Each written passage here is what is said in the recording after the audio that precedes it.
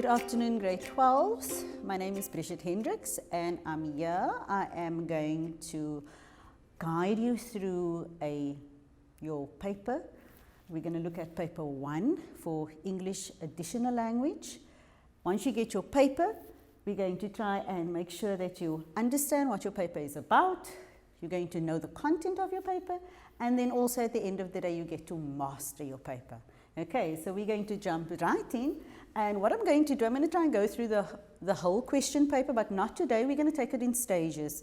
So we're going to start off with the first section, and we're going to start off with the comprehension, the dreaded comprehension. Okay, so that's what we do. We'll try to get in the comprehension today and the summary. So with that, I'll be guiding you into some skills that you have already learned at school. And then also add in some concepts as well, so that we can so it will sort of be a type of a revision, but hopefully you will also be able to use this when you write your paper at the end of the year. So let's go for it. So first of all, I'm going to show you what your paper is going to look like, because that is quite important that you know exactly what it is that you are going to get at the end of the year. Unfortunately, you're going to get the black and white section of this, not the color. Okay, so everything will be in black and white, but what is important here is that you must make sure that the paper that you're writing is correct, that it says English First Additional, paper 1. It must not say English Home Language. It must not even say English Second Language, okay? It must be First Additional. What is also very important is the fact that you look at the mark allocation, it's 80, and you look at the time allocation, which is very important, okay? And then you see that there's 13 pages, which means when you are done with your paper, you must be on page number 13. And so you will know that you have completed your whole paper. Then the next part, which is very important, which most of the candidates don't even look at, they just glance through it, but it's actually quite important that you know that your paper consists of 3 sections. Because you're going to have to do all the sections. You're going to look at the mark allocation of the section. And I'll repeat mark allocation quite a lot because that is actually quite important. And then obviously all these things is very important. You make sure you leave a line, start each section on a new page, because I promise you, at the end of the year, for the marking, and I'm speaking from a marker's point of view, it just makes it so much easier for us as markers to see exactly what you do and to plan your work. It's all about organizing as well. And obviously also to make it legible for us. Then this is what I want you also to focus on. You focus on this because this is exactly what's going to make sure that you finish your question paper in time. You have your 50 minutes for your question A, which is the comprehension, with your questions, reading time, all of that in 50 minutes. Then your section B, which is your summary, 20 minutes, and your section C, which is the language section, 50 minutes. So we're going to work through section A and section B today. And what I want you to do also, when you practice, when you study, try and practice it with this in mind. Try and keep a watch on you, watch your watch to check for your time, and then you can see you'll be able to get that right. Okay, let's go straight into question number 1, which is the comprehension. You will always have 2 texts. You have a text A, which is the actual text, which is the actual comprehension, the actual passage that they're going to give you, and then you also have a text B. Now the text B might be a notice, it might be a cartoon, it might be an advert, but remember it's not going to be the same as the advertisement that you get later or the cartoon that you get later in the paper. This is going to be about understanding, and that is what they're going to test, your understanding of what it is that you're reading. So firstly, when you look at your comprehension, the first thing you're going to note is, look at your title, okay? Your title can sometimes tell a lot of stories, can give you a lot of information. When we look at the title before we even read the passage, so you see there that it says the price of happiness, so clearly you know it is about price, about money. Happiness is about being happy, obviously, and you've heard the term already, money can't buy happiness. So clearly there must be something like that. So you have already an idea of what's happening, okay? Then you're going to read through the passage quickly, and while you read through the passage, you ask yourself the questions. Who is the writer? What is the main idea of the passage? Where does it take place? When is it taking place? Why has this passage been written? Why is the writer writing about this? What is it that the writer wants to tell us? How does the writer express himself? Does he use informal language? Does he use formal language? Does he use a lot of contractions? Does he use rhetorical questions, those are all part of the style of writing, and it helps us to understand how the writer writes it. Okay, so once you've acquainted yourself with that, you have an idea, okay, that this is what is happening in the story. And the same goes for text B, okay? Look at everything that is in text B. Are you understanding why are there 3 pictures, different pictures? Why are the fonts different, for instance, okay? Think about that. Then we move to a little practice exercise that I've just, so this is a question paper that I've taken, and I've just highlighted certain things, and that is how I would like you to, when you read through it, just highlight certain words, highlight certain phrases, so that you can get an idea of what it is about. Because remember, you have 50 minutes. 50 minutes to read, 50 minutes to do the questions. So you need to have a structure. You need to know how to do that. So first of all, there's the title, okay? So when you look at paragraph 1 already, we know that paragraph 1, and I've highlighted when one was a child. So this paragraph will basically tell me about when you were a child, what was happiness like for you as a child. That is what this paragraph alone is about, okay? Then what you must also understand is you must be aware that this is not the author of the passage.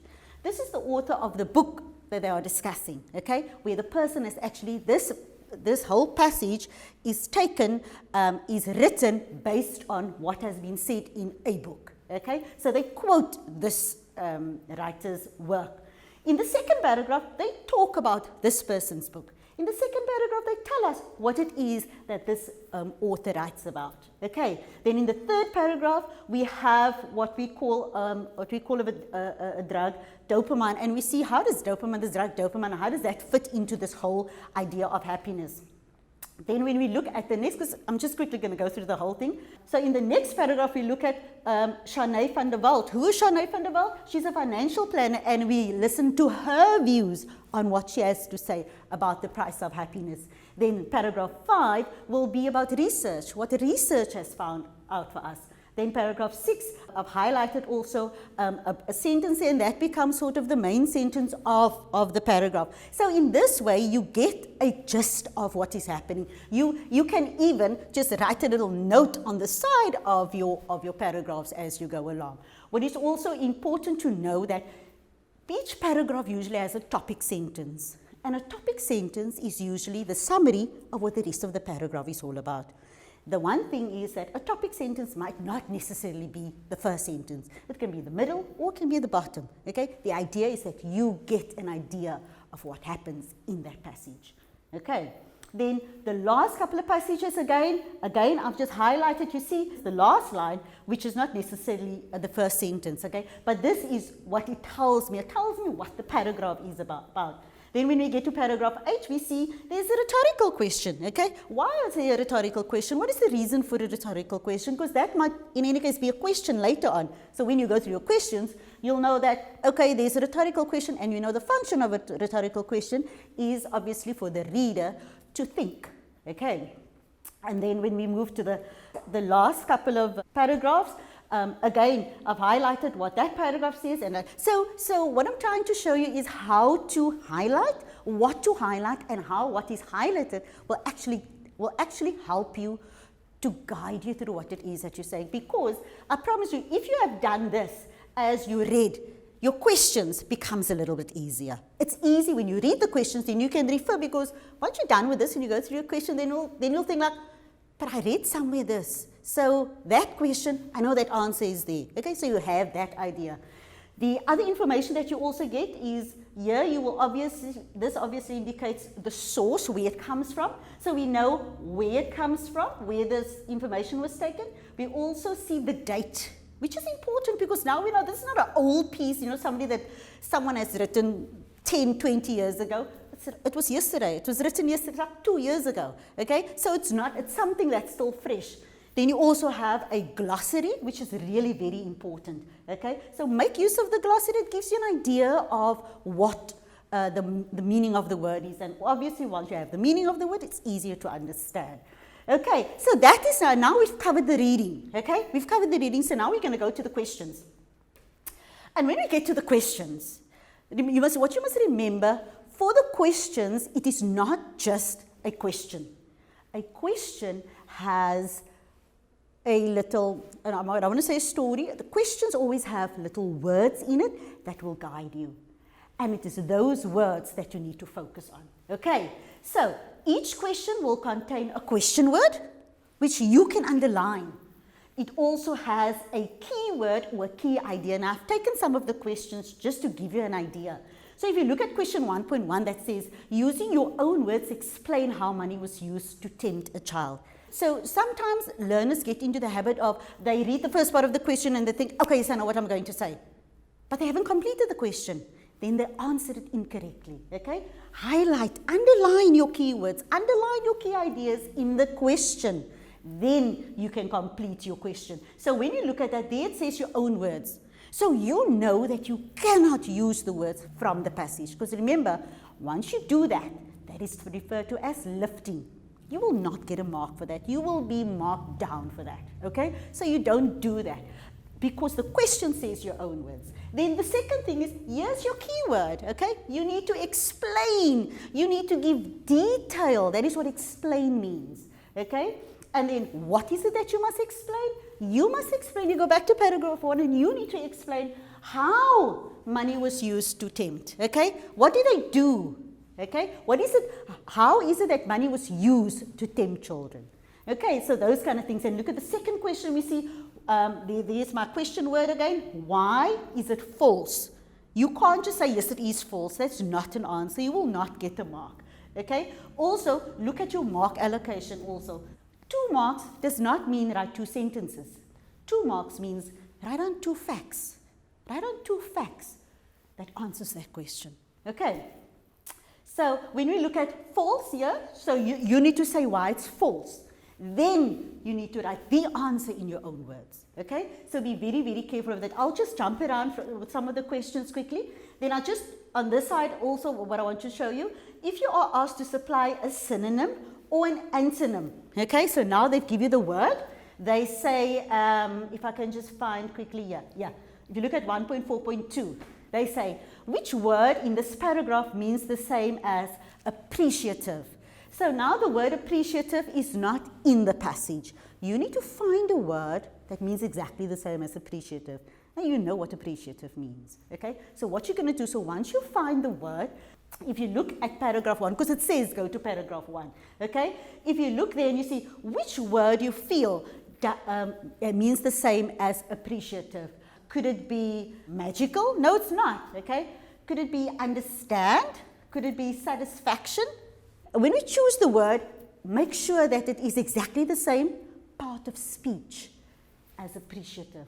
What part of speech is appreciative? And I know sometimes we struggle with parts of speech, but appreciative is an adjective, okay? It's an adjective because it tells me something, it describes the noun. Remember, so when you fit in a word, make sure that that word is also an adjective. Okay, so when you replace, make sure that you replace with the correct adjective. Okay, then we look at another one. We look at consecutive words. What does consecutive words mean? Sometimes learners think consecutive words is just random words that you pick out. That is not what it's about. Okay, consecutive words mean words that follow each other. Okay, when they say in the exam, they say, quote 9 consecutive words. So there's 2 instructions they're giving you there. What are the instructions? They're telling you to quote. The second instruction is 9 consecutive words. So when they say 9 consecutive words, you cannot give 10. You cannot even give 8. You must give 9 because you won't get the mark. And I just want to show you quickly. So when you're going to quote, obviously you know you must have quotation marks.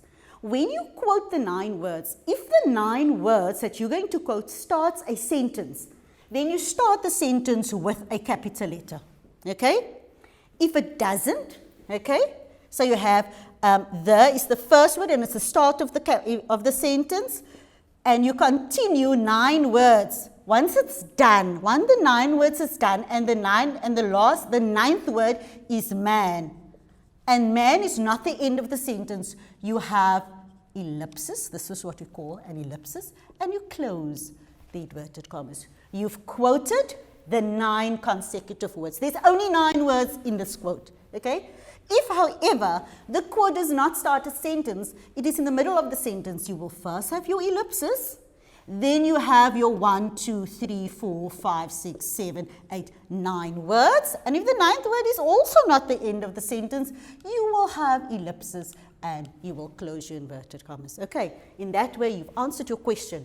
You've quoted and you've quoted 9 words. Okay, be very careful of that. Because if you leave out word number 1, if word number 1 is A is a word, it's part of the 9 words. You put in the A, okay? Just make sure of that when you get there. Right, then we move on. Opinionated answers, they're asking your opinion, not your random opinion, your opinion. Within the framework of the passage, they ask you, do you agree with the writer's view in the last paragraph? You can say, yes, I agree, but you can't stop there, because yes, I agree is not going to give you 2 marks. Yes, I agree, that's my opinion, and now I give my reason why I say so. But I'm not going to give you my reason because of what I've seen on the television or whatever. You're going to say yes because of what you've read and what you get to understand about it. Okay, so opinionated answers is usually, it's an open-ended answer. We usually say there aren't any right or wrong answers, but it must be you must take the comprehension in consideration. Okay, the passage that you've read. Okay, so substantiate means you need to give an answer. You need to give a reason for yes, I agree or no, I agree. There's no mark just for yes and there's no mark just for agree. Okay, then when we get to the last one where they say discuss the suitability of the title, lots of things, lots of weighting in that sentence. Discuss, talk, tell me about it, okay? What do you think? What is happening? What is your opinion? You know, it's everything in discuss. The suitability of the title. How suitable is the title for this passage? And why do you think it's suitable? So you get to discuss it, you get to tell them about it, okay? So the next time you're going to, and I would want you also after this to do this as an exercise. I've got the questions on later, and I want you to do that, and when you do the questions, I want you to try and do these things that I've showed you to do, okay? Just to see how easy it will be, or the difference that it will make when you do that, okay? So that is where we are with our text A. Then when we get to text B, remember? Now in text B, we look at everything. Remember I said text B is not about visual literacy. They want to know comprehension. What do I understand? So you look at the different fonts. Why is this font different to that? Why is that written in black and why is this written differently? Look at the different visuals. Look at the different types of people that they've put there, okay? Have an understanding of the meaning of each word. We're talking about influenza, responsibility, the fact that it infects worldwide. Take cognizance of those kind of words. Then also we look here at the different people that they're showing. Remember, this is all visual. What they want to see, what do you understand? Okay, so from there you will then make your answer, obviously depending on the question. And but once you have these things, once you have taken cognizance of these words, you will be able to answer your question. Okay, then from here, and that becomes our end of our comprehension. From here then, we'll move into what I feel is easy 10 marks, okay? It's your summary. And again, for our summary, we read exactly what we did with our comprehension. We read through the passage, we get an idea of what the passage is about, and then we read our instructions, very important. What does our instructions say? Our instruction says, there are many benefits of growing your own vegetables. Read the text below and list 7 benefits of growing your own vegetables. Did they ask you to take that passage and just summarize it? No, they didn't. They gave you a specific instruction. They said, you only write down 7 what? 7 facts that's going to tell me about the benefits of growing your own vegetables. And that's exactly what you're going to do, okay? So then we're going to look at instructions. The instruction says the summary must be written in point form. There must be 7 points and 70 words. Number them 1 to 7. Write only 1 point per sentence. Use your own words as far as possible, and you indicate the total number of words. And these things must all be adhered to, okay? These things must all be adhered to, so the best thing for you to do would be start making a draft. Do a rough draft. Read through it. You underline only what is going to give you the benefits of growing your vegetables. That's all. Anything that does not say anything about growing your own vegetables, you scratch it out. And once you've done your rough draft and you've got all of these, you make sure that your final draft looks like this. And I'll show you quickly an example. So here's your passage. This will be your final draft, okay? Your final draft, there's your 7 points. It's in your own words, and it's less than 70 or 70 words, okay? Here I've just added more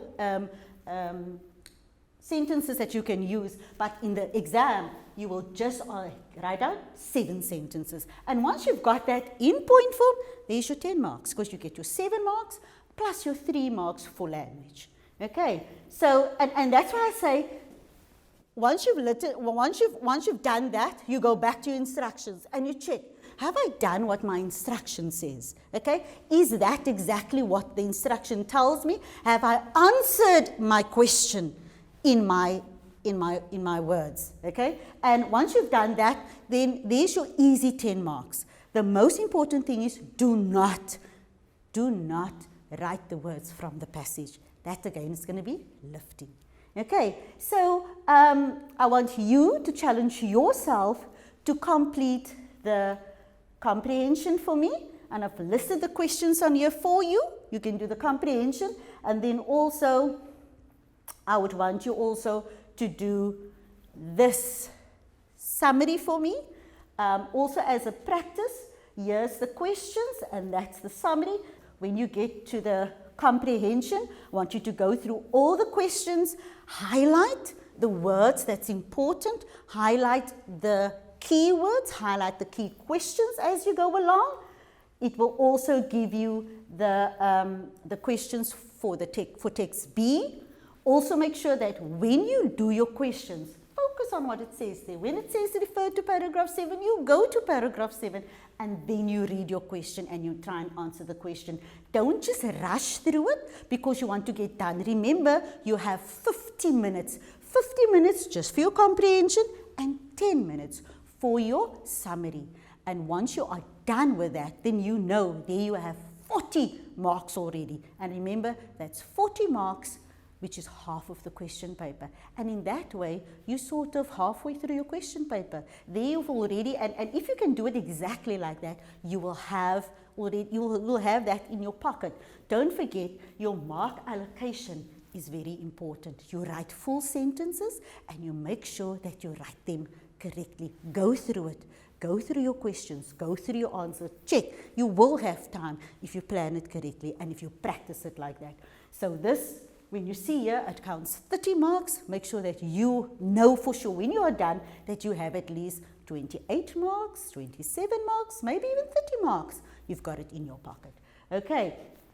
So also the last one that I want you also just to look at, when you look at the multiple choice question 1.12, when you look at the question says, what does the words per year in the text mean? So look at each one, okay? There's a difference. Nationally, annually, globally, locally, you choose the best one. It might look right. You choose the best one, put it back into the sentence and then see if it makes sense, okay? Try not to do the eeny, meeny, miny, mo. It doesn't always work, okay? Sometimes you might get lucky, but rather not, okay? But don't also not do it. If you really get stuck, then choose the best one that comes into your mind. Okay, I'm not telling you to do the wrong thing, but try not to leave any questions unanswered. Okay, and so that is going to be our, and that will be the end of today's lesson. In the forthcoming weeks, we're going to go through the rest of the question paper. You know, the question 3, the question 4, and the question 5, the dreaded question 5, the language part. But for the next time, we're going to focus on adverbs, and we're going to focus on cartoons as well. So good luck with your exercise and all the best.